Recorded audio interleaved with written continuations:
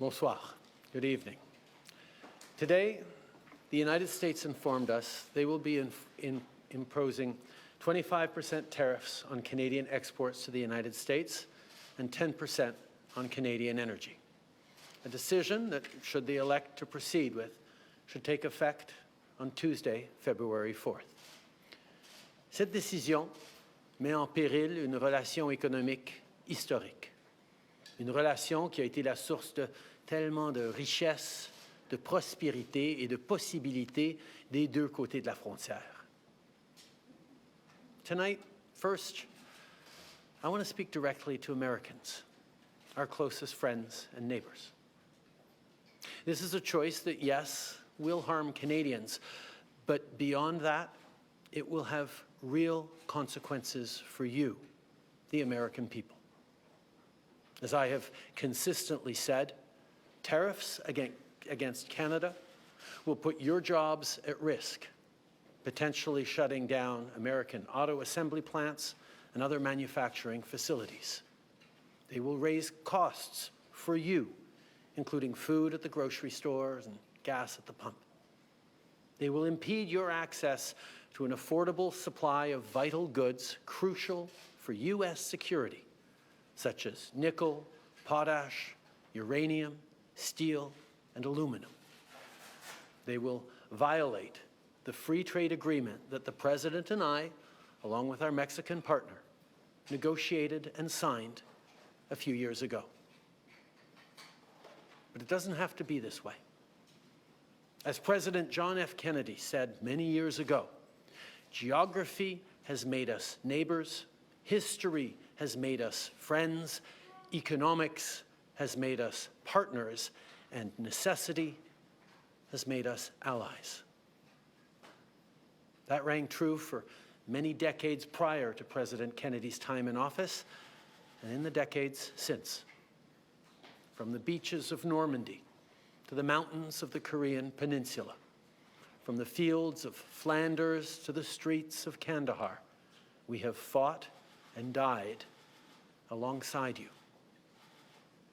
During your darkest hours, during the Iranian hostage crisis, those 444 days we worked around the clock from our embassy to get your innocent compatriots home.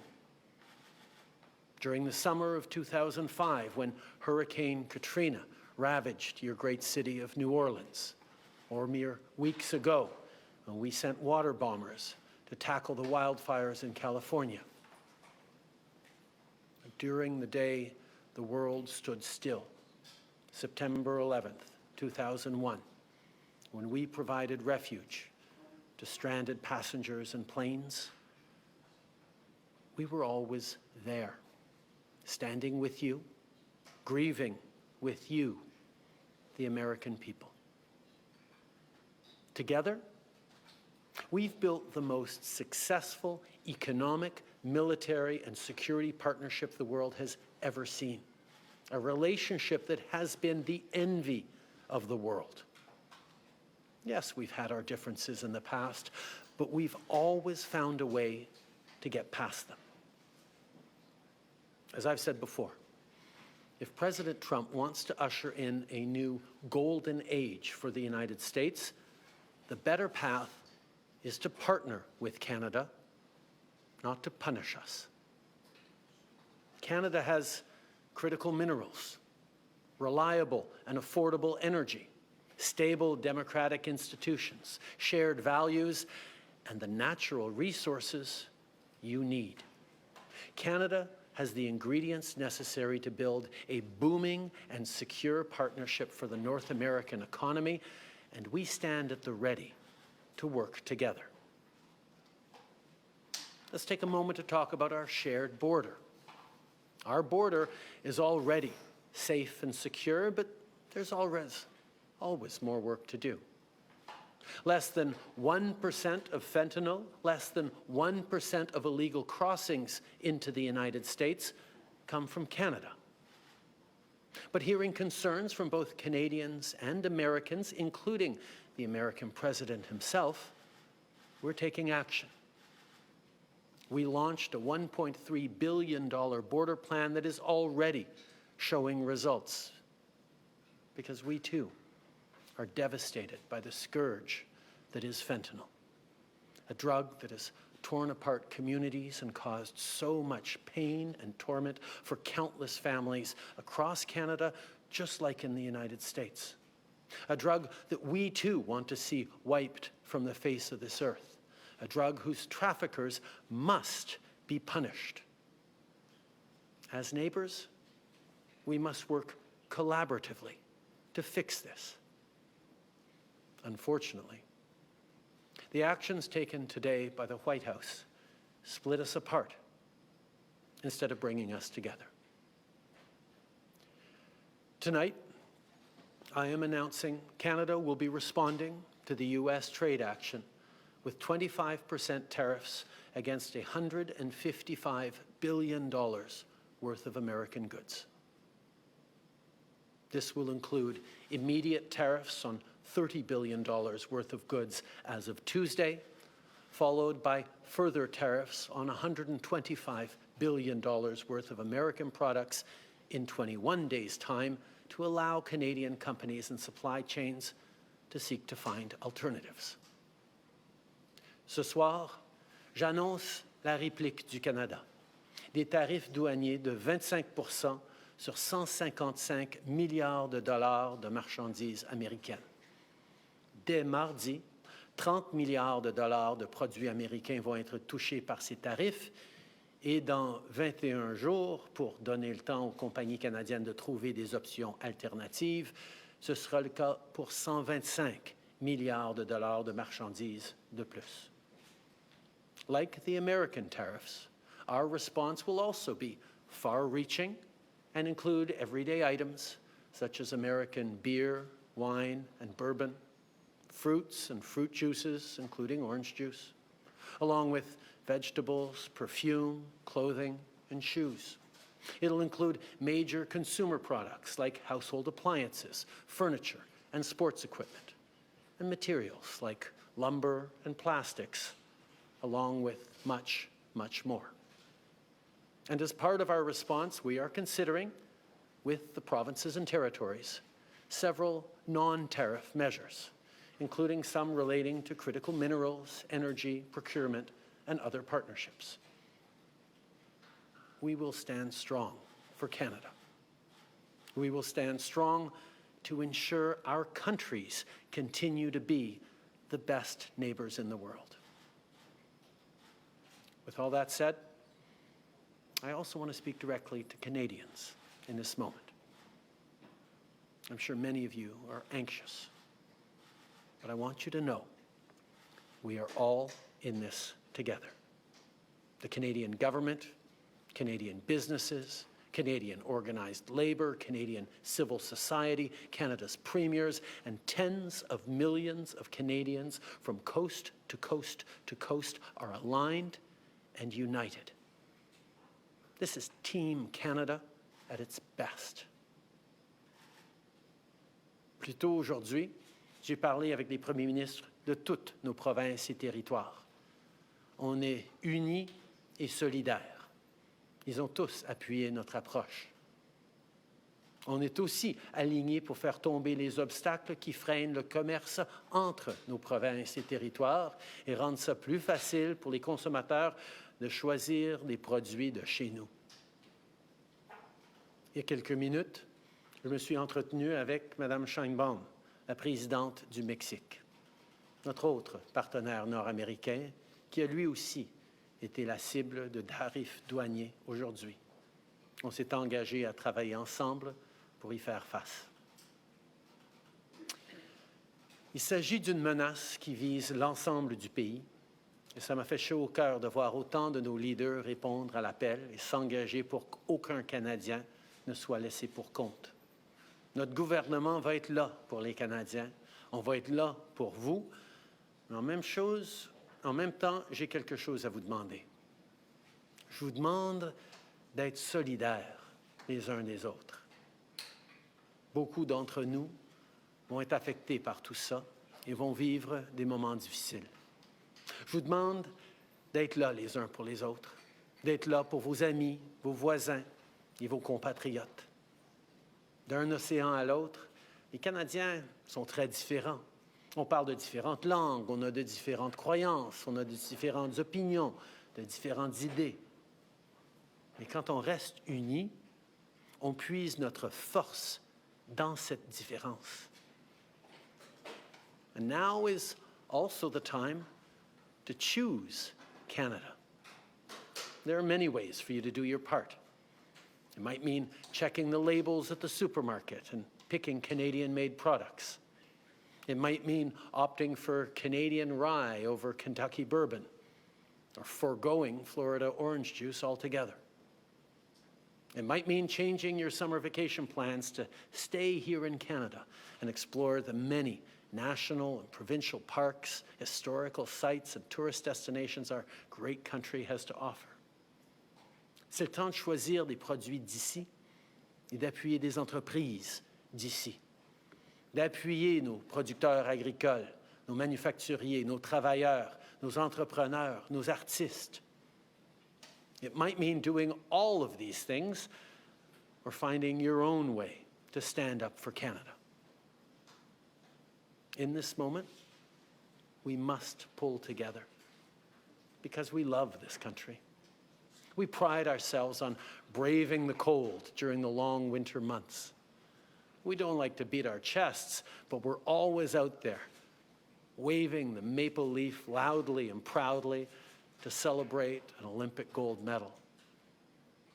On a notre propre identité, notre propre histoire et nos propres valeurs. Les Canadiens sont accueillants, ouverts, novateurs, ambitieux. On préfère régler nos disputes avec diplomatie, mais on est prêt à se battre quand c'est nécessaire. Canada is home to bountiful resources, breathtaking beauty, and a proud people who've come from every corner of the globe to forge a nation with a unique identity worth embracing and celebrating. We don't pretend to be perfect, but Canada is the best country on earth. There's nowhere else that I and our 41 million strong family would rather be. And we will get through this challenge, just as we've done countless times before, together. Thank you. Merci. Vive le Canada. All right, so we'll take 20 minutes of questions, 20 minutes de questions. One question, one follow-up, une question, un suivi. Merci. Bonsoir, Monsieur le Premier ministre. Raymond Filion de TVA. Est-ce que vous avez parlé ou tenté de parler avec le président Trump aujourd'hui ou dans les derniers jours? Ça fait depuis l'inauguration que j'essaie de rejoindre le président. J'espère pouvoir lui parler bientôt. It's been since the inauguration that I've been reaching out to speak with Donald Trump. I hope to speak with him sometime soon. Dans son décret qu'il a signé aujourd'hui, M. Trump menace le Canada d'augmenter encore plus les tarifs s'il y a des mesures de rétorsion. Vous annoncez des mesures de rétorsion ce soir. Certains vont se demander, est-ce que ce n'est pas risqué? Est-ce que ça ne risque pas d'envenimer la situation? On va toujours faire ce qui est nécessaire pour défendre les Canadiens, défendre nos intérêts. On est en train de répondre avec un ensemble de mesures fortes mais appropriées et on va continuer d'être là pour défendre le Canada, les Canadiens et notre avenir. Bonsoir, M. Trudeau. Vous avez mentionné que vous envisagiez d'autres mesures qui ne sont pas reliées aux tarifs. Pouvez-vous élaborer? C'est sûr qu'on a beaucoup d'initiatives en dehors des tarifs qu'on peut entreprendre en tant que pays. On est en train de parler avec les provinces et territoires sur certains éléments dans leur région, leur juridiction. On a aussi des mesures comme ce que les provinces sont en train d'annoncer, d'enlever l'alcool et les spiritueux et les vins américains de leur régie des alcools. Il y a des mesures au niveau de l'approvisionnement municipal, provincial et même fédéral où on peut moins acheter des Américains. Le choix des Canadiens d'acheter des produits canadiens, de choisir des biens et des services du Canada et non américains, ça fait tout partie de notre réponse collective. Mais juste pour précision, est-ce qu'il est question peut-être de couper l'approvisionnement en énergie? Mais la deuxième question, c'était davantage sur le décret des Américains. Il n'est pas question là-dedans, il est question de la frontière, mais pas de la relation commerciale. Est-ce que c'est parce qu'il faut s'attendre à une deuxième vague de tarifs? Tout d'abord, ce qui est important quand on va regarder différentes façons de répondre ou de mettre encore plus de pression sur les Américains pour reculer sur les mesures qui sont de l'avant, on va s'assurer qu'il n'y ait aucune région du pays, aucune industrie qui va porter un plus large fardeau, un plus lourd fardeau que d'autres régions. On sait qu'il y a certaines industries, dont l'industrie pétrolière, qui ont un grand impact aux États-Unis, mais on va s'assurer que toute réponse qu'on va faire va être équitable à travers le pays, parce qu'on ne veut pas que ce soit seulement une région ou une partie du pays qui paye le plus pour défendre tous les Canadiens. Et c'est quelque chose, un principe sur lequel tous les premiers ministres sont d'accord. Est-ce qu'on peut s'attendre à une deuxième vague? C'était ça aussi la question. Sur l'enjeu une deuxième vague, dans quel sens? De tarifs, parce que dans le décret, il n'est pas question de la relation commerciale, il est juste Ah non, question oui, d'enjeu. tout à fait, tout à fait. Ces tarifs d'aujourd'hui sont ancrés dans la préoccupation du président sur le fentanyl. La réalité, c'est que le Canada représente une infime partie du défi au niveau du fentanyl auquel les Américains font face, et on est prêt à travailler avec eux pour régler cet enjeu dans nos communautés comme dans la leur. En même temps, il y a une enquête sur nos relations commerciales qui est en cours dans le système américain, qui va aboutir le 1er avril, et à ce moment-là, ils vont prendre d'autres décisions. In regards to actions we might take in terms of responding to the American trade action, there are a number of different industries and regions of the country that can have greater leverage over the United States. One thinks of the oil industry, for example. What is extremely important for me, and I think for all the premiers, is that no one region of the country or one industry carries a larger burden than anyone else in standing up for Canada. We need to all be in this together. This only works if Canadians are fully united from coast to coast to coast to stand up for this extraordinary and beautiful country. And that's why, as we look at different measures, including non-tariff measures that we might move forward on, we will not be moving forward on américains, aux producteurs américains. On s'attend à avoir des défis énormes dans l'industrie automobile, par exemple, aux États-Unis, où des pièces et du travail canadien et mexicain sont des éléments essentiels de ce qu'ils font. Alors, on va être là pour regarder et encourager les Américains de revenir en arrière sur ces tarifs, et on va utiliser toute la gamme d'outils qu'on a. Pour être très clair, on ne veut pas être dans cette situation. C'est le choix des Américains de nous mettre dans cette situation-là, mais puisqu'on est ici, on va répondre de façon responsable et forte pour défendre le Canada. Dans un match de hockey ce soir à Ottawa, durant l'hymne national américain, il y a des Canadiens qui ont hué l'hymne national américain. Est-ce qu'ils ont raison d'être en colère et êtes-vous en colère? On a une très longue histoire avec les Américains. On a un partenariat sans pareil, mais il y a toujours eu des moments de différends, des moments de tension entre nos deux pays. Et c'est des moments profondément sentis parce qu'on est si proches en tant que voisins et amis et famille. Et ça peut être pénible pendant qu'on passe à travers ces moments-là. Mais j'ai confiance. J'ai confiance dans les Canadiens, mais surtout, j'ai aussi confiance dans le peuple américain qui comprend à quel point leur lutte, leur grand défi dans le monde, c'est pas le Canada.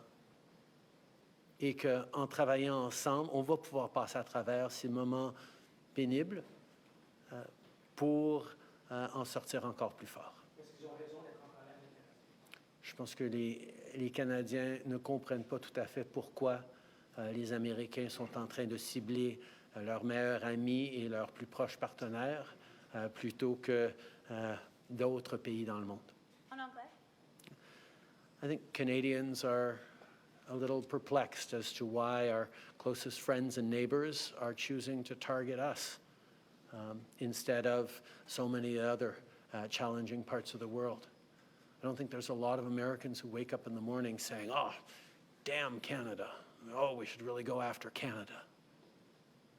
We're there as friends, as partners. We always have been, we always will be. Sure, we're going through a difficult time right now, and yeah, emotions may run high here and there, particularly around hockey games. But I know we're going to make it through this because we have the most successful partnership the world has ever seen, and it's a true value in this time of really challenging geopolitical instability. Jillian Piper with Global News. Prime Minister, will you recall Parliament to pass a bill to help Canadian workers and end prorogation? As you can see from our strong response package, as we spoke about with premiers this afternoon and have for many weeks, we have the tools to be able to support Canadians through this challenging time as it stands. This is a moment for Canadians to pull together, including Canadians of all different political parties. This is a moment where we need to set aside our differences and focus on delivering for Canadians, standing up for Canadians, and protecting the most successful political, military, economic, and security partnership the world has ever seen. And that's exactly what we're going to do. We have the tools to do it as a government right now, and we will keep doing it alongside our premiers and our partners. A member of the Canada-U.S. Council, Lana Payne, today said that an ally would not act this way, and therefore the U.S. is no longer Canada's ally. Do you agree with that? Like I said, I think there are going to be people who are upset and even hurt by what's gone on here. But I have faith. I have faith in Canadians, but I also have faith in the friendship between Canada and the United States. It has gone through challenging times before, but we always make it through because we've been able to count on each other for over 150 years, and we will continue to be able to do that long into the future. This is a friendship that has stood the test of time, and despite challenges that we can work on and we will work on together, we will continue to be friends and neighbors. Prime Minister, you said earlier that you're not going to move forward on measures that would further divide the country. Does this mean that blocking energy exports is fully off the table? It means that any conversations around further measures, particularly involving one industry or one region of the country more than another, is something that we're going to do carefully and thoughtfully and with the full partnership of regional leaders, provincial premiers, businesses. No one part of the country should be carrying a heavier burden than any other. We're in this together. We're all going to stand together, and we'll be there for each other from coast to coast to coast. And President Trump said in the executive order that it's about the border and fentanyl. Do you think that this is what it's about? We have one of the strongest, more secure borders in the world between Canada and the United States. As I said, less than 1% of fentanyl going into the United States come from Canada. Less than 1% of illegal migrants going into the United States come from Canada. That doesn't mean there isn't more to do. And that's why we've invested $1.3 billion in strengthening our borders. And we're seeing over the past number of weeks, past couple of months, the numbers significantly decrease at the border already. We are making progress in working together, including sending joint teams over to China to talk about the precursor chemicals that get developed into fentanyl all across North America. there are things that we can and must do together, and I understand the preoccupation the American president has with fentanyl deaths. We share those preoccupations. We've seen far too many communities across our country devastated by toxic drug supplies, by fentanyl, by opioid addictions. We have taken action over the years, but we're happy to do even more with the United States to counteract this horrific tragedy. That's why we have committed to doing even more and working alongside. But this trade action against Canada is not the best way we can actually work together to save lives. Good evening, Prime Minister. Stephanie Taylor with the National Post. What does it tell you about your relationship with President Trump that you've been trying to get a hold of him and he hasn't been speaking with you? I think this is a time where we've all remarked on just how active President Trump has been in engaging with a wide range of topics in his first weeks in office.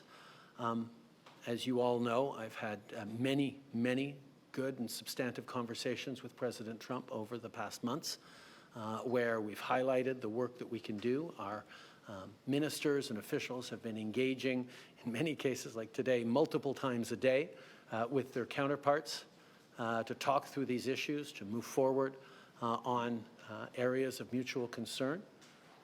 We will continue to engage, and I will continue to be there to work with President Trump as we've worked together in the past. We've worked together to solve some pretty challenging issues over the years. I look forward to doing that again. Je pense qu'on peut souligner à quel point le président est extrêmement actif avec beaucoup de différents enjeux sur sa table. Ça fait plusieurs mois que j'ai eu beaucoup de conversations avec lui sur les enjeux dont on est en train de discuter aujourd'hui. Il sait très bien mes positions et en même temps, les ministres sont extrêmement actifs à être engagés avec leur contrepartie américaine, y compris plusieurs fois chacun aujourd'hui, pour souligner le travail que nous pouvons faire. Alors, il faut se souvenir que moi et le président, nous avons réglé de grands enjeux dans le passé et je suis toujours prêt à le faire encore une fois. But if you can't get a hold of President Trump on a day as consequential as this, when it really matters, can Canada have a productive relationship with President Trump and the Trump administration moving forward? As I've said, we have had a very effective and constructive series of conversations throughout the American administration. We'll continue to. I look forward to speaking with President Trump in the coming days and weeks. This is something that matters, but we've solved big issues before, and we will solve them again. Last question, dernière question, s'il vous plaît. Thanks for taking our questions. Raisa Patel, the Toronto Star. When did you first learn that President Trump intends to increase tariffs if Canada retaliates, and how has that changed your strategy? I think Canadians understand that we need to respond to this. We need to respond in a way that is appropriate, that is measured but forceful, and that meets the moment. We're certainly not looking to escalate, but we will stand up for Canada, for Canadians, for Canadian jobs. We will also continue to do more together with the United States to counteract the scourge that is fentanyl. We will continue to work on growing our economies together, on creating jobs and competing with the rise of non-market economies around the world.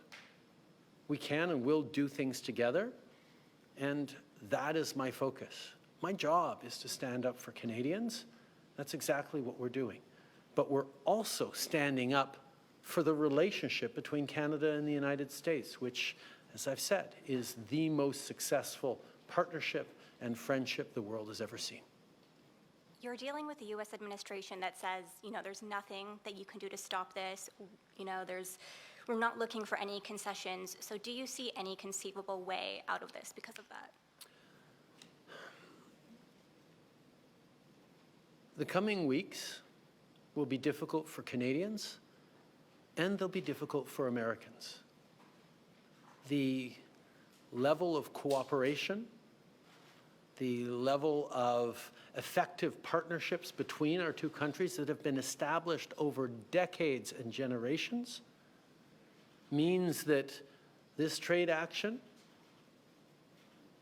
by the Americans and our response is going to have real consequences for people, for workers on both sides of our border. We don't want to be here. We didn't ask for this. But we will not back down in standing up both for Canadians and for the incredible, successful relationship and partnership between Canada and the United States. I look forward to working with the American administration on a range of challenging issues that our communities and our world is facing. And I hope that day comes soon. Merci beaucoup. All right, this concludes today's press conference. Ça conclut la conférence de presse d'aujourd'hui. Merci. Merci tout le monde.